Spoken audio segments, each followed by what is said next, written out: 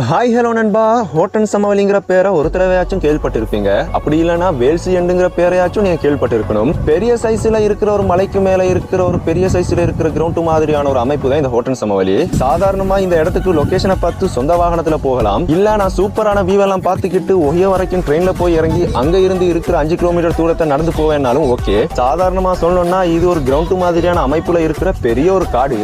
அதனால மான், மர, சிறுத்தை, சிரட்டா, பரட்டா அப்படின்னு வனவிலங்குகள் நிறையவுமே இங்க பாக்குறதுக்கு இருக்கும். அது மட்டும் இல்லாம எல்லாருமா போய் செல்ஃபி அடிச்சு போட்ட வேல்சி எண்டுங்கிற இடமும் இந்த மலையில ஒரு ஓரத்துல தான் இருக்குது. சூப்பரான பாக்கஸ் ஃபால்ஸும் இங்க தான் இருக்குது. ஆனா அதுக்கு போய் குளிக்கிற அளவுக்கெல்லாம் அங்க வசதி இருக்காது. பாக்கஸ் ஃபால்ஸும் வேல்சி எண்டும் ரெண்டு தொங்கல இருக்கிறதுனால நீங்க இதை பாக்குறதுக்கு ஹோட்டன் சமவெளிக்குள்ள முழுசா நடந்து போறதுக்கு இருக்கும். போற வழியிலேயே தான் அம்பேவல ஃபார்ம்ஸ், பம்பரக்கந்த ஃபால்ஸ் எல்லாம் இருக்கும். ஆனா நீங்க அதுகளையும் பார்க்கணும்னா இன்னொரு நாளையும் எக்ஸ்ட்ராவா செலவழிச்சே தான் போகணும். உள்ள போனீங்கன்னா ரொம்ப தூரம் நடக்கணும்ன்றதுனால ஒரு குறிப்பிட்ட டைம் வரையில தான் இவங்க என்ட்ரிக்கு கொடுத்திருப்பாங்க. ஹோட்டன் பிளைன்ஸுக்கு யார்